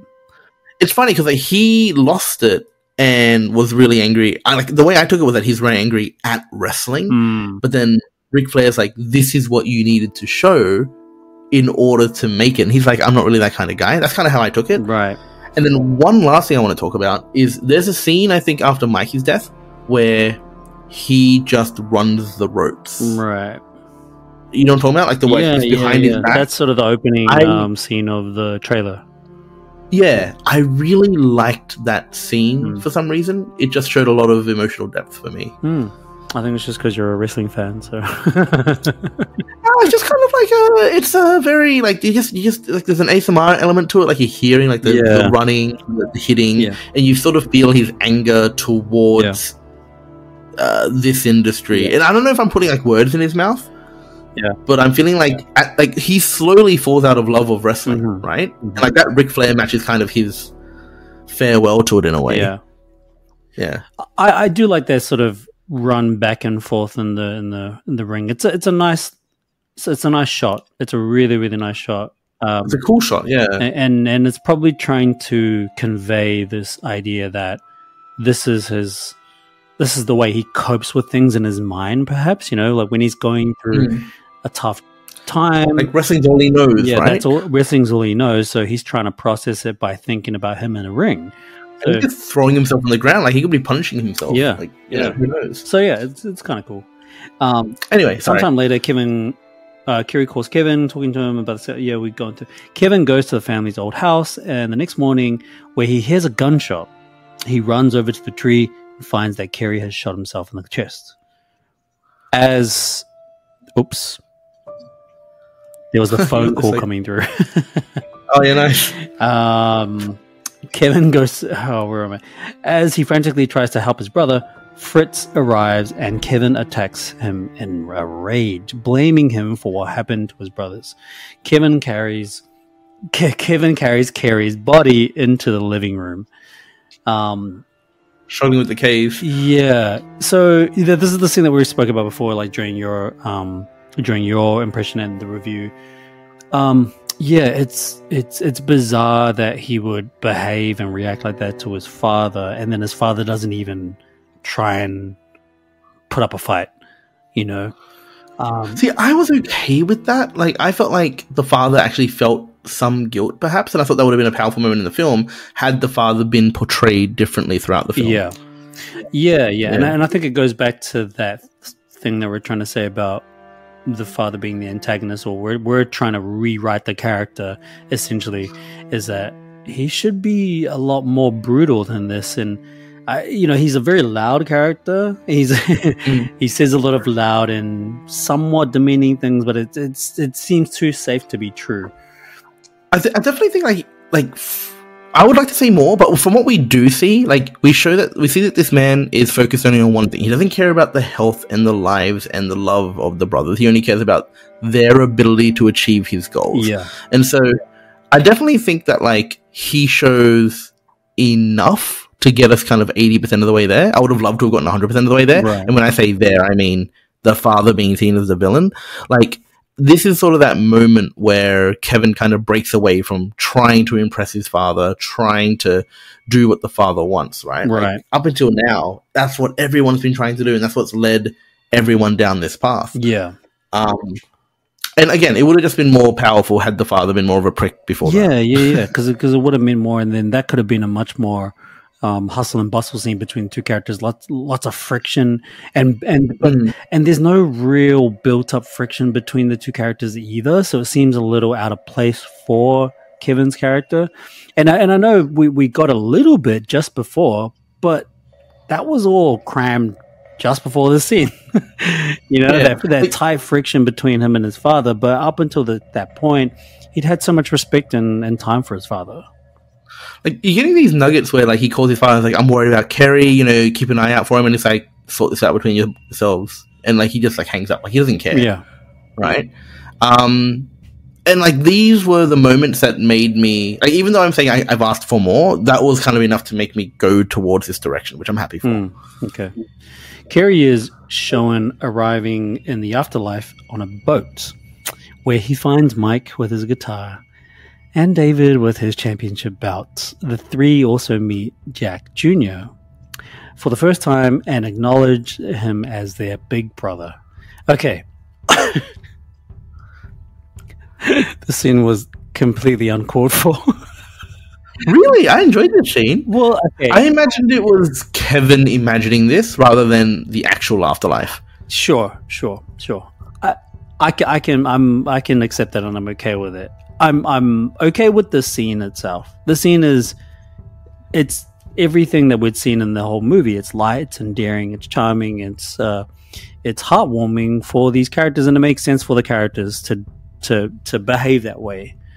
But the movie would have been fine without it as well, and it's just completely cheesy that they'll go into this afterlife thing. It's super cheesy. And I'm like, I don't need that. I didn't need that. It doesn't do anything more for the characters. It doesn't give me any new information about their relationship.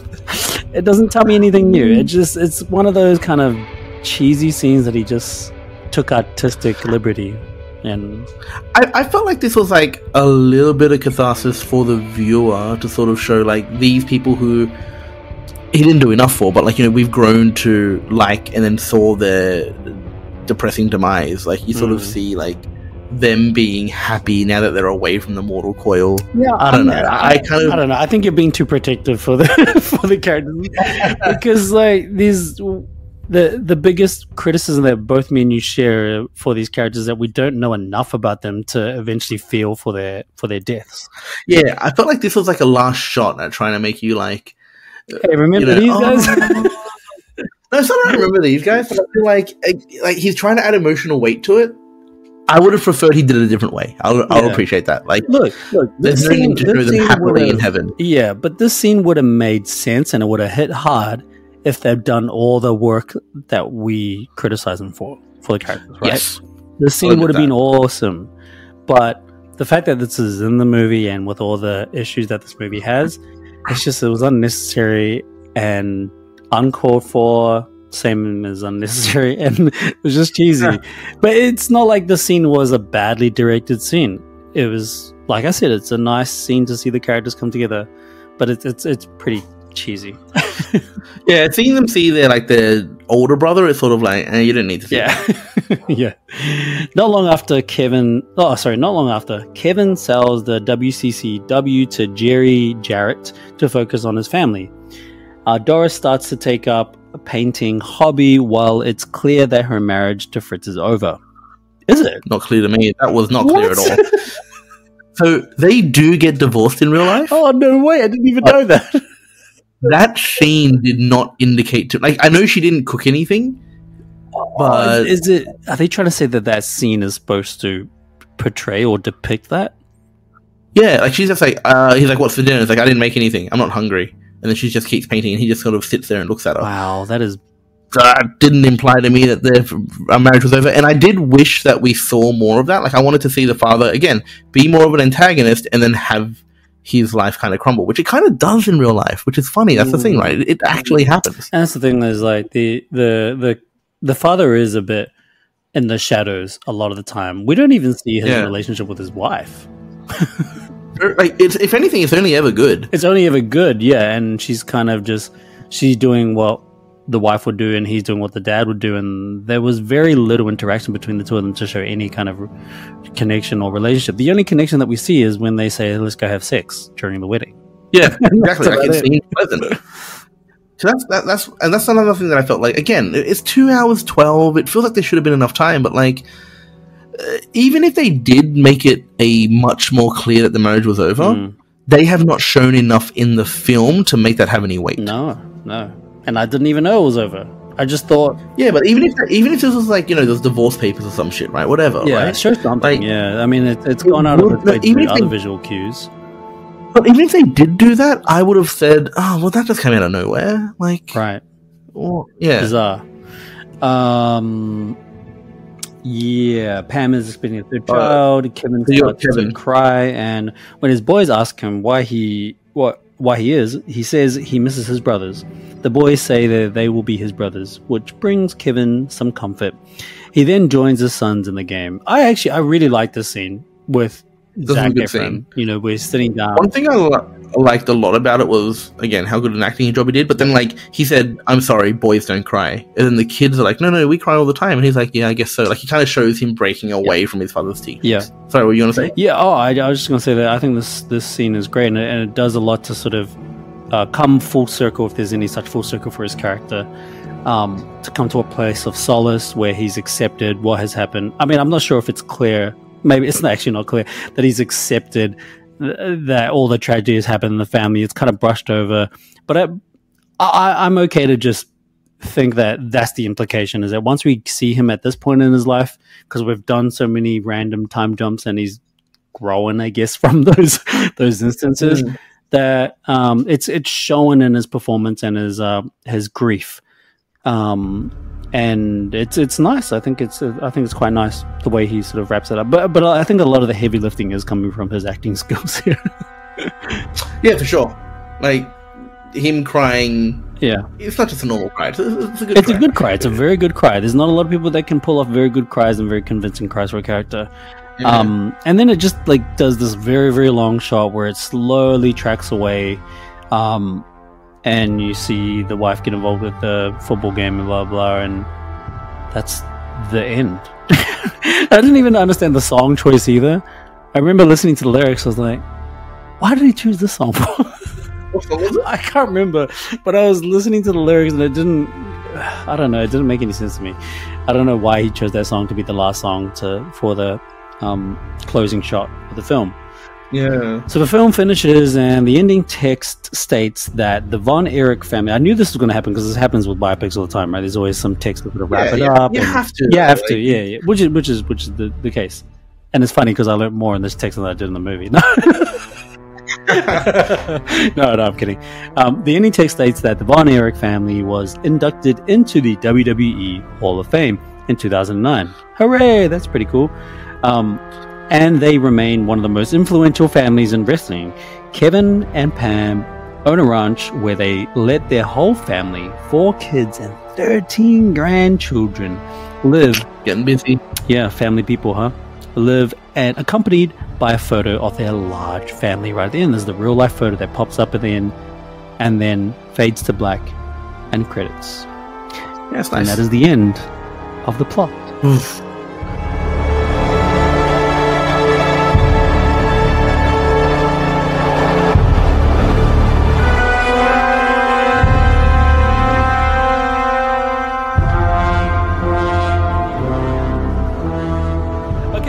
In summary, what did you think of Iron Claw? So, look, I'm going to be positive here. I think you're not going to be as much. So, normally when I go through these, I walk away thinking, the movie, is bad. I think there are a lot of things that the movie could have done better. Like, we've talked about all the things that they could have done to add more emotional weight to things.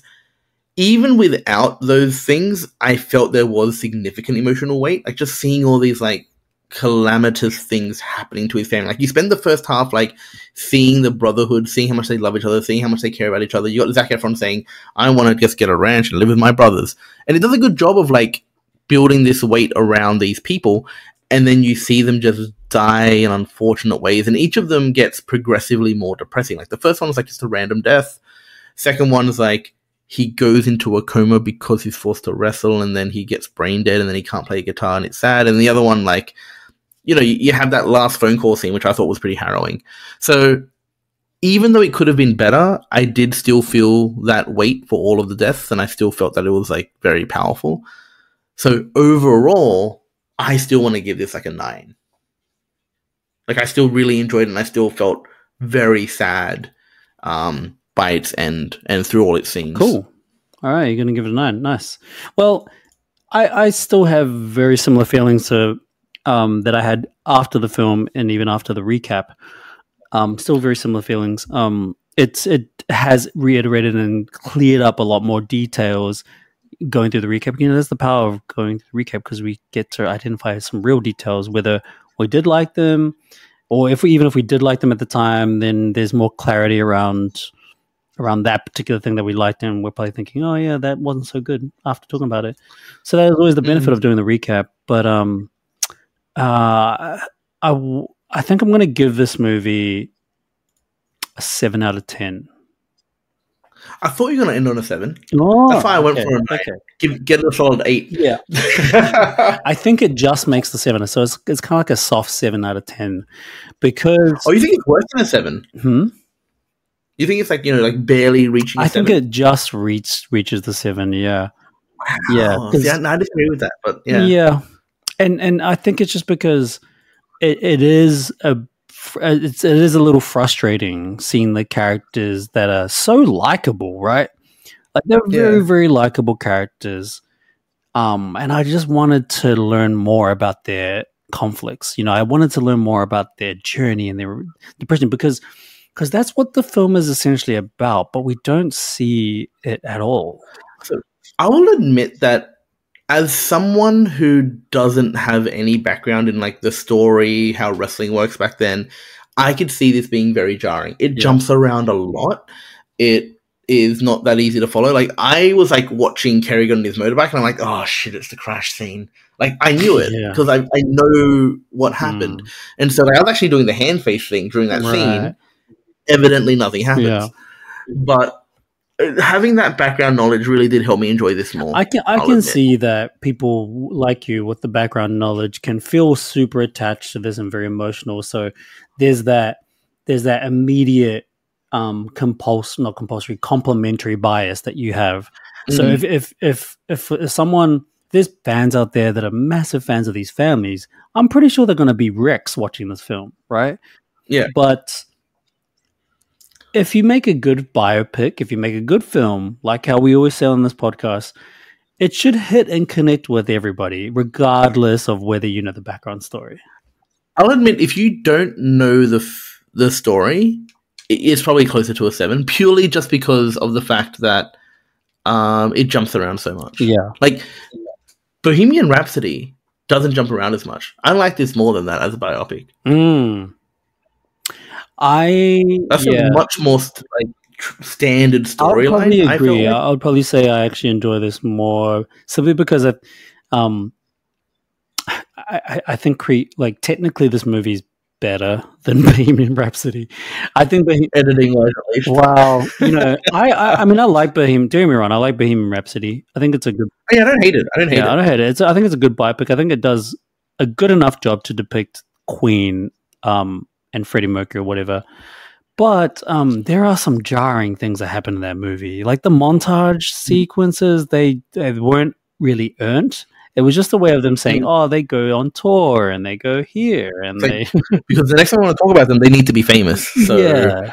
It was like, he's them getting famous. And there were some very strange editing and cuts that happened in this movie. Some really, really strange editing cuts. See, the reason why I give this such a high score is that the base story is just a very emotionally powerful story. So, like, in my heart, it would have been very difficult to do this that poorly. Yeah. Like, How are you gonna how many other true stories are there where like 3 or 4 brothers die? You know, it's actually kind of crazy. Like, fun fact time: there is another brother that killed himself in this family, Chris von Erich, that they didn't talk about because the director said, "You know what? I didn't really want to go like I didn't want it to become repetitive." That's pretty ironic. So that's where and I applaud that decision, right? Because we're sitting here thinking each death means less because they don't go into it more. Imagine there was a whole other death. Oh man, so that would have made this movie go down to a 5. So it's interesting, right? Because that one, Chris von Erich, was like this guy who was like 5 foot, I think 5'5", and he was like he had like brittle bones. So he was trying to be a wrestler, but he constantly was hurting himself, and he just realized that he would never make it. But that's the only thing his father wanted for him. And so he knew he could never live up to his father, and so he just shot himself in the head. What? Now, powerful story, I think, that one, right? And if they did it justice, it would have been really cool. But I'm glad they didn't, because they probably would just put him in and say, "Oh yeah, they shot himself."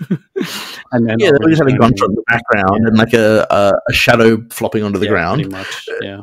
And then like the mother freaking out. Actually, no, the mother freaking out about the black dress, I thought was a cool touch. Yeah, I mean, I think there's definitely some cool moments in this movie. There's definitely good character moments. But 7 out of 10, 9 out of 10 for you, so that makes it an average of 8 out of 10. Give it the average. Give it the average. Man, okay. We've gone on very, very long. We went on way past than what we thought. But I thought this was very productive. I thought this was a very productive recap. And I think we gave it a very fair analysis, don't you think? I think so. Yeah. I mean, I think I was very negative in the recap, which I always tend to be, but like I didn't want it to affect my overall view towards the film. Like talking about how it could be better doesn't take away from what it is. Sure. All right, man. Well, that being said, we should bring this to an end. When are we going to see you next on the podcast? Not sure. I mean, you did mention there was a fan request of Forrest Gump. Oh yeah, I didn't want to bring that one up again though. I want to do it. Tell let me do it.